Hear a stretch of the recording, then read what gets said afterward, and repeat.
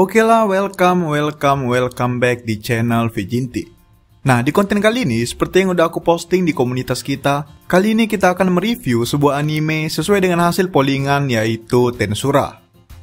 Mereview di sini itu bukan membahas alur cerita dan sebagainya ya, tapi mereview di sini itu maksudnya ialah menilai sebuah anime dari beberapa poin, yaitu plot atau alur ceritanya, audio atau musik, visual dan juga karakter.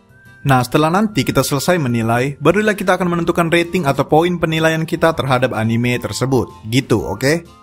So ya, ini bisa dibilang murni penilaian Mimin pribadi. Jadi kalian juga bisa berpendapat di kolom komentar nantinya mengenai penilaian kalian dengan format berikut. Dan juga sertakan alasan dan juga referensi kalian biar nanti bisa kita debatkan, oke? Nah, review kita kali ini akan dibagi menjadi kurang lebih 3-4 part per season animenya. Jadi semakin banyak season animenya, ya semakin banyak juga lah part pembahasan kita nantinya. Bella, nggak usah lama-lama, kita langsung gas ke pembahasannya. Bella, aku mau jelasin dulu sebentar mengenai cara kerja penilaian kita, yaitu yang pertama dari plot atau alur cerita. Nah, di sini kita akan menilai alur cerita dari anime Tensura ini dan beberapa twist atau kejutan yang dihadirkan kepada kita sebagai penonton. Kemudian poin yang kedua yaitu audio atau musik. Di sini kita akan menilai bagaimana musik background yang mengiringi anime ini sudah sesuai dalam menentukan jalannya suasana cerita. Kita juga akan menilai beberapa sound effect yang tentunya menjadi peran penting terutama bagi anime yang ada scene actionnya.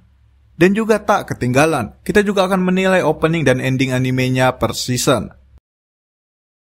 Kemudian poin yang ketiga yaitu karakter. Di sini kita akan menilai tiap-tiap karakter penting dalam anime tersebut. Apa perannya, sepenting apa dia, apakah ada perubahan atau perkembangan, dan sebagainya.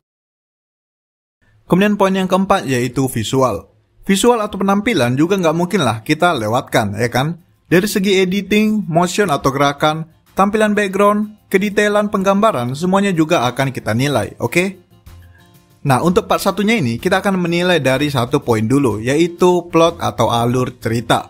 Dan di akhir pembahasannya nanti, aku akan memberikan penilaian atau rating finalnya. Bella, langsung aja kita masuk ke poin penilaian pertama, yaitu plot atau alur cerita. Nah, sebelum kita beri penilaian, kita akan merangkum sekilas bagaimana alur dan plot yang terjadi di season satunya. Kita masuk ke episode satunya. Nah, di awal episode satunya ini, kita ditampilkan scene acak tanpa adanya penjelasan secara tempat, waktu, dan perkenalan yang jelas.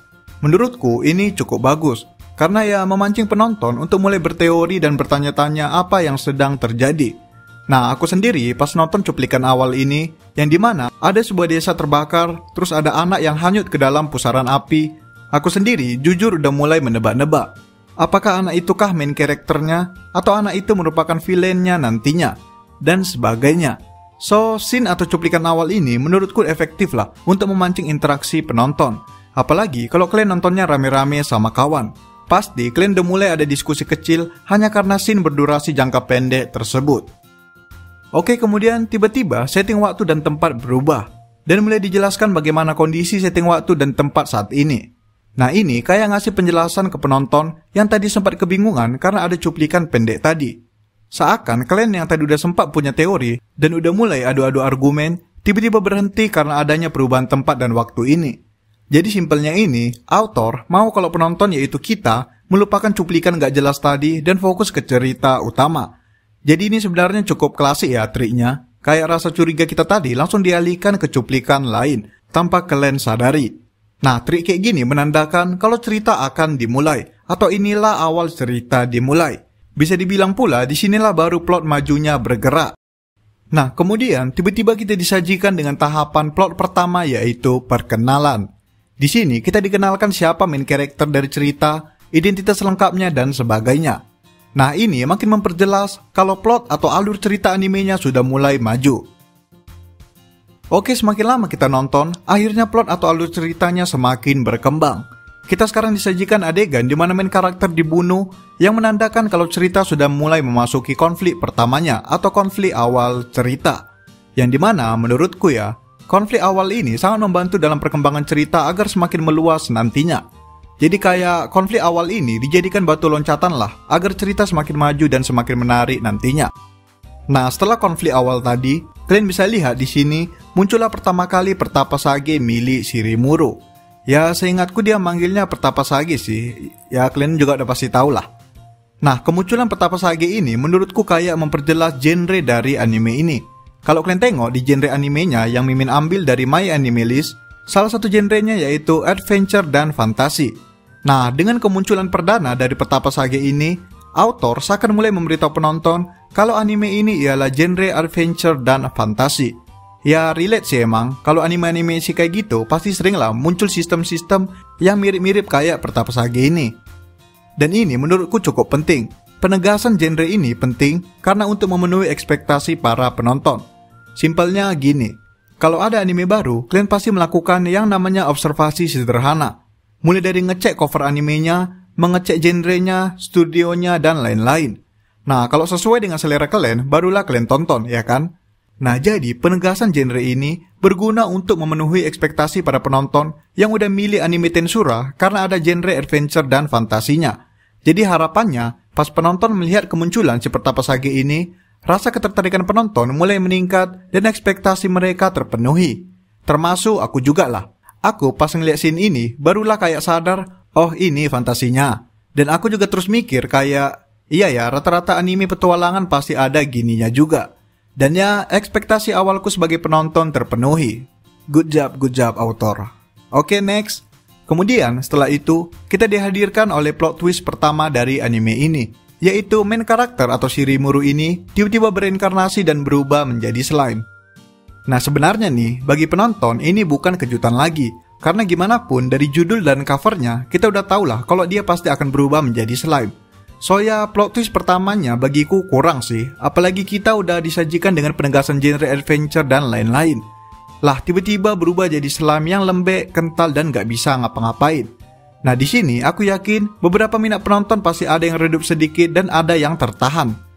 Nah, di sini juga lah penonton itu butuh yang namanya penjelasan lagi. Dan ya, autor kembali lagi memberi apa yang dibutuhkan penonton. Setelah Rimuru jadi slime, dia sendiri juga masih bingung dengan keadaannya. Dan akhirnya muncullah si Pertapa Sage tadi yang seakan menjadi narator bagi kita sebagai penonton dan asisten pribadi bagi si Rimuru. Nah, menurutku, peran si Pertapa Sage ini sangatlah penting. Karena biarpun tugas dia hanya sebagai kayak asisten pribadi si Rimuru, namun bagi kita penonton, si Pertapa Sage ini udah kayak narator. Jadi dia yang ngebantu dalam memperjelas cerita dan memberi informasi kepada kita. Contohnya demikian. Oke, memang dia nggak ngomong langsung ke kita dan ke arah kita. Namun, dialog atau percakapan yang dia punya itu selalu berisi informasi yang dibutuhkan oleh penonton. Nah, rata-rata anime kan pasti main karakternya sendiri yang ngejelasin ke kita. Entah itu dengan cara ngomong dalam hati, atau mungkin animenya emang punya narator khusus, contohnya kayak Kaguya-sama. Nah, tapi Tensura ini cukup menarik lah. Karena seakan peran narator itu mereka sembunyikan di salah satu karakter, yaitu si Pertapa Sage ini. Oke, kemudian setelah itu terjadi perkembangan cerita. Mulai dari penjelasan mengenai dunia isekai tersebut, seperti adanya naga surgawi, adanya pahlawan, adanya juga manusia lain selain Rimuru yang juga datang ke dunia tersebut. Ini menunjukkan cerita semakin berkembang dan alur semakin maju. Oke, kemudian kita masuk ke episode 2-nya. Nah, di sini alur semakin maju lagi dan cerita terus berkembang karena mulai menampilkan beberapa tokoh dan latar tempat yang baru. Dan terjadi lagi penegasan genre yaitu petualangan. Kita sebagai penonton semakin terbawa oleh suasana petualangan dari anime tersebut. Nah, kemudian tiba-tiba sang autor melakukan trik lagi untuk menarik minat penonton, yaitu dengan adanya perkembangan karakter dan adanya skill-skill menari yang baru. Nah, kalian juga lama-lama pasti bosan lah melihat anime yang gitu-gitu aja. Ada karakter baru, ada tempat baru, tapi udah gak ada kejutan apa-apa. Ya, pasti lama-lama monoton lah ya kan.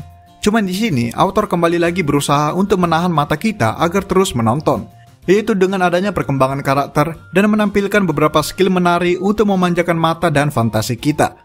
Jadi sederhananya, penonton itu dialihkan sejenak dari alur cerita yang sedang pelan dan santai, agar kita terfokus dengan hal-hal baru yang disajikan.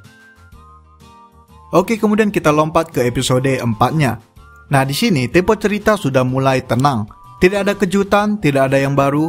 Jadi autor di sini kayak mau tarik ulur lah, karena dari episode 1 sampai 3 kita udah cukup banyak lah disajikan kejutan, misteri, dan hal-hal baru yang menarik minat kita. Nah, namun yang namanya tarik ulur itu diperlukan biar penonton tidak mencapai titik jenuh. Jadi di sini nih cerita udah mulai tenang, ngalir kayak nggak ada konflik. Jadi sebagai penonton kita di sini kayak disuruh enjoy visual dan ceritanya aja. Nah, kemudian kita masuk ke episode 5-nya. Cerita mulai memasuki konflik lagi, tapi masih terbilang konflik ringan lah. Jadi setelah tadi alurnya terjaga santai dan tenang, sekarang tempo cerita sengaja ditingkatkan biar penonton mulai semangat lagi. Oke, masuk ke episode 6, munculnya plot twist lagi. Di sini Rimuru berjumpa dengan orang yang persis seperti dirinya, yaitu berasal dari Jepang, dan juga diiringi dengan konflik yang tadi sudah mulai memanas. Masuk di episode 7, konflik ringan tadi akhirnya mencapai klimaksnya. Jadi paslah kalau ku bilang ini konflik ringan, karena hanya ngebutuhkan 2-3 episode agar selesai, dan juga tidak melibatkan cukup banyak karakter. Namun, konflik ringan kayak gini tetap diperlukan agar cerita semakin berkembang. Kayak yang ku bilang tadi, syarat agar cerita dan alur bisa terus maju, yaitu salah satunya dengan memunculkan konflik. Intinya gini, kalau ada konflik dalam cerita, itu udah pasti pertanda kalau cerita akan semakin berkembang dan maju nantinya. Dan ya, setelah masuk ke episode 8, konflik tadi selesai dan cerita pun berkembang lagi. Ada karakter yang terpengaruh, ada latar tempat yang terpengaruh, munculnya scene atau cuplikan sedih yang pertama, ini semua menunjukkan kalau cerita betul-betul sudah berkembang. Nah, namun ini yang buat aku sedikit kagum lah. Biarpun ada cuplikan sedihnya, namun autor itu kayak berusaha konsisten dengan genre yang ia buat. Kalian bisa lihat sendirilah, gak ada di sini genre drama, malahan yang ada genre komedi. Jadi autor itu kayak gak mau scene atau cuplikan sedih itu jadi berlarut di animenya. Akhirnya, ia mengakalinya dengan menambahkan bumbu komedi. Sehingga anime ini terlepas dari genre drama yang dimana itu bukan genrenya. Dan sekaligus juga melakukan penegasan genre lagi, seperti di beberapa episode sebelumnya. Nah, di akhir episode 8-nya juga ada scene yang cukup misterius, yang menandakan kalau sebentar lagi akan ada konflik lagi. Nah, ini juga penanda kalau akan muncul konflik secara bertubi-tubi pada cerita, seakan penonton betulan gak dikasih lengah sedikit pun. Oke, kemudian masuk ke episode 9. Muncul karakter baru lagi. Yap, yang artinya alur sudah mulai maju lagi setelah konflik terakhir, dan cerita berkembang kembali. Dan sebagai penanda juga, kalau konflik yang akan datang pasti akan ada hubungannya dengan karakter baru ini. Jadi seakan autor itu kayak ngasih petunjuk dan sedikit clue gitulah untuk penonton, tergantung apakah penontonnya nyimak atau tidak. Oke, kemudian di episode 10, konflik mulai menurun sedikit, tarik ulur kembali dilakukan. Nah, di episode 11, alur cerita mulai bergerak maju lagi, sehingga di episode 12 akhirnya konflik mulai memanas lagi. Dan di episode 13 konflik mencapai klimaksnya. Nah, di sini bisa kita simpulkan kalau konflik kali ini cukup besar, atau bisa dibilang berbeda dengan konflik-konflik sebelumnya. Karena karakter, tempat, dan kejadian sudah semakin meningkat, dan juga terjadi tarik ulur sewaktu konflik sedang berlangsung. Itu penanda kalau konflik kali ini gak gampang diselesai gitu aja. Jadi butuh effort atau persiapan lebih dari sebelumnya. Ini juga penanda kalau plot konflik sudah berkembang juga. Nah, masuk ke episode 14. Konflik akhirnya selesai dan cerita memasuki tahap resolusi. Nah, di sini supaya nggak monoton gitu-gitu aja, konflik selesai, konflik lagi. Nah, supaya penonton nggak terpikir kalau ceritanya mulai monoton, author pun mulai kembali mengembangkan ceritanya lagi. Kalau kalian ingat di sini, Benimaru dan yang lainnya akhirnya resmi menjadi bawahan Rimuru. Nah, kedatangan Benimaru, terutama Shion dan Suna, menjadi daya tarik tersendiri bagi penonton pria. Apalagi, Shion ini udah bisa kita anggap kayak fanservice berjalan lah. Ya, kalian tau lah kenapa aku bilang Shion itu fanservice, ya kan? Nah, perkembangan cerita kali ini cukup signifikan. Ada cukup banyak perubahan yang terjadi, terutama pas Rimuru menjadi pemimpin dari hutan Jura dan negara Federasi Jura Tempest resmi didirikan di episode 15. Nah, sekarang masuk ke episode 16. Tempo cerita kembali tenang dan santai, namun penonton tetap tidak dibuat lengah dan bosan. Kedatangan Milim di episode kali ini bisa menjadi fanservice atau hiburan tertentu bagi para penonton pecinta loli. Cerita juga kembali berkembang dengan beberapa info mengenai adanya para Raja Iblis. Nah, setelah kita disajikan hiburan di episode sebelumnya, konflik akhirnya muncul lagi di episode 17. Konflik kembali disusun perlahan, namun kali ini dengan skala yang jauh lebih besar. Mengingat setting tempat dan juga karakter juga sudah semakin banyak. Dan ya, ini juga sih yang aku salutnya. Kayak konfliknya itu berurutan makin lama makin besar dan semakin besar. Jadi nggak boom langsung konflik besar gitu. Terus tiba-tiba balik lagi ke konflik ringan. Nah, yang aku sadari dari season 1 anime Tensura ini, konfliknya itu disusun secara berurut, secara terorganisir, sesuai dengan perkembangan cerita yang terus maju. Nah, kemudian konflik mencapai klimaks di episode 19 dan cerita kembali memasuki tahap resolusi. Masuk di episode 20 sampai episode 24-nya, alur cerita sedikit berubah. Tidak ada lagi yang namanya konflik. Jadi kayak alur cerita tetap berjalan, namun secara perlahan. Akan tetapi, cerita terus berkembang. Berbagai karakter baru terus berdatangan. Berbagai plot twist juga, seperti mengenai identitas Yuki, Hinata, dan Shijue. Jadi perkembangan cerita kali ini bukan lagi dibantu dengan konflik, namun dengan narasi penjelasan, entah itu mengenai kejadian atau karakter. Dan di episode 23-nya, cerita memasuki resolusi akhir season 1-nya. Di sini, karakter utama yaitu Rimuru memiliki tujuan dan penyelesaiannya untuk dirinya sendiri, yang menandakan cerita season 1 akan berakhir. Terdapat juga kilas balik sebentar mengenai kejadian dari episode 1-nya. Seakan penonton dibuat sadar kalau tak terasa mereka sekarang sudah berada di penghujung cerita. Nah, di episode 24-nya, terdapat cuplikan yang bisa dibilang tidak ada hubungannya dengan alur waktu cerita di episode 23. Yang dimana, cerita di episode 24 ini merupakan kejadian di masa lalu yang tentunya akan berhubungan nanti di season selanjutnya. Jadi penonton pun kembali dibuat penasaran dan berteori sehingga biarpun season 1-nya sudah selesai, namun hype dari anime tersebut tidak seketika langsung hilang karena adanya misteri di episode ke-24 ini. Bagaimanapun, ketertarikan dan perhatian penontonlah yang menentukan apakah anime tersebut akan terus naik atau malah padam. Oke, itulah penjelasan mengenai plot atau alur cerita dari Tensura season 1-nya. Sekarang kita akan beri penilaiannya. Menurut Mimin selaku admin Vijinti, penilaianku terhadap plot atau alur cerita Tensura yaitu sebagai berikut. Yap, 8,5 dari 10. Nah, melihat penilaian Mimin, pasti ada beberapa dari kalian yang bilang berlebihan, dan ada juga yang setuju, atau malah punya pemikiran sendiri. Ya, itu biasalah, pro dan kontra. Tapi slow, aku bisa kasih alasannya. Yang pertama, plot dari anime ini menurutku cukup rapi dan konsisten. Bisa kita lihat beberapa alur yang terus berurut, makin lama semakin besar, disertai cerita yang terus berkembang. Terus kenapa aku bilang konsisten? Yap, karena cerita berjalan sesuai dengan genrenya. Beberapa kali kita disajikan aksi petualangan, komedinya, fantasinya dari skill-skill yang disajikan, dan action yang juga ada. Jadi anime ini konsisten lah dengan genre yang mereka tawarkan kepada penonton.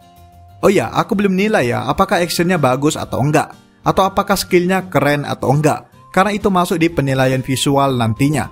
Tapi kalau menurutku ya, selagi animenya bisa konsisten dengan genrenya, itu menurutku udah poin lebih lah. Biarpun memang jadi kurang banyak kejutan, tapi konsistensi itu juga diperlukan dalam sebuah cerita. Yang kedua, menarik. Nah, arti menarik di sini tuh luas lah. Salah satunya bisa menarik perhatian penonton untuk tetap fokus sekalipun cerita sedang dalam tempo yang santai. Jadi nggak pas lagi ada konflik besar aja lah, aku baru excited nontonnya.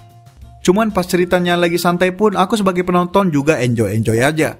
Karena ada beberapa fan service, entah itu karakter ataupun keunikan lainnya yang tersedia. Dan juga beberapa kali ada cuplikan atau scene yang membuat kita sebagai penonton itu mulai memiliki pemikiran sendiri atau mulai menebak-nebak alur ceritanya.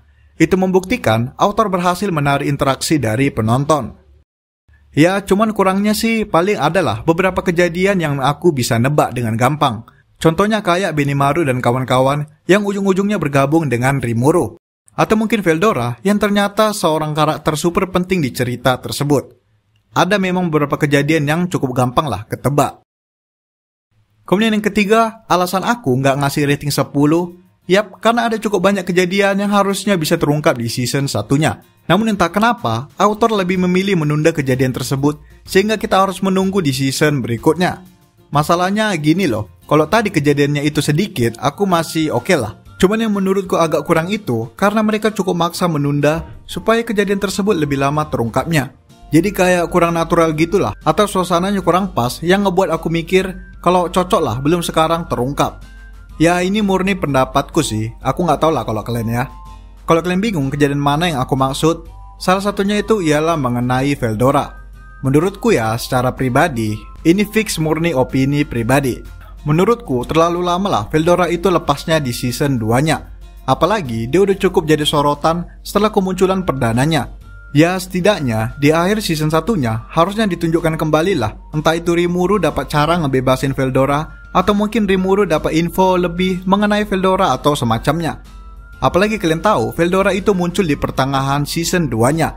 Menurutku karakter seberpengaruh Veldora itu terlalu lama lah kalau disimpan sampai ke season 2-nya. Jadi simpelnya menurutku menyimpan Veldora sampai ke season 2-nya itu cukup kurang lah. Apalagi sampai ke pertengahan season 2, yang dimana menurutku pasnya itu harusnya di akhir season 1-nya Veldora itu udah muncul atau udah bebas. Itu sih opini pribadiku, dan itu masih salah satunya. Ada cukup banyak lagi misteri yang cukup memaksa untuk dijadikan misteri. So, bagaimana dengan kalian? Oke baiklah, sekian hasil penilaian Mimin mengenai anime Tensura season 1-nya. 8,5 dari 10, udah oke lah itu ya. Kalau kalian kayak mana? Kasih penilaian kalian juga di kolom komentar, oke? Baiklah, sekian video ngejudge anime Tensura part 1-nya. Jangan lupa like, comment, subscribe, and goodbye Kima.